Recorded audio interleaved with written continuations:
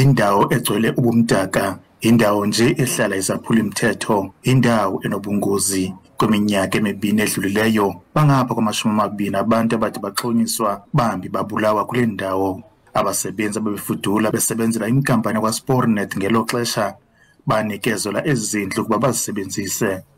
Kodwa namhla oku ezindlu zingaphantsi kolawulo lenkampani yakwaTransnet. Basibhalela incwadi indlu nganye uba hayi sifikelele kwizigqibo zokuzithengisa ezindlu. Uqala siyinqwalasela sayinika umuntu lowo uhlala kuyo.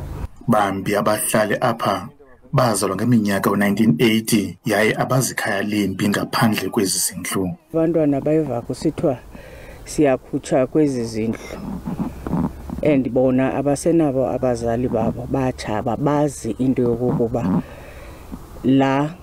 lezi zindlu ngamakhaya abo. Njengoba inetha ngaphakathi ibhobozekile ke nalapha ngaphandle apho ndiqonda uba inoba mhlawumbe uke wacinga ulungisa waphinda mhlawumbe wakhona umuntu othi ayondlu yakho mhlawumbe okanye bacebisa naye bacebisa abanye uzayilungisa njani indlu yakho yakwa-railway.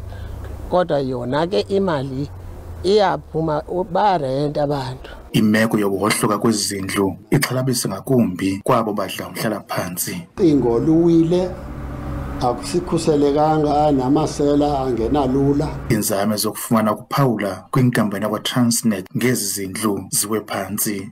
Ndinkululeko Nyembezi weendaba ze-SABC eMthatha.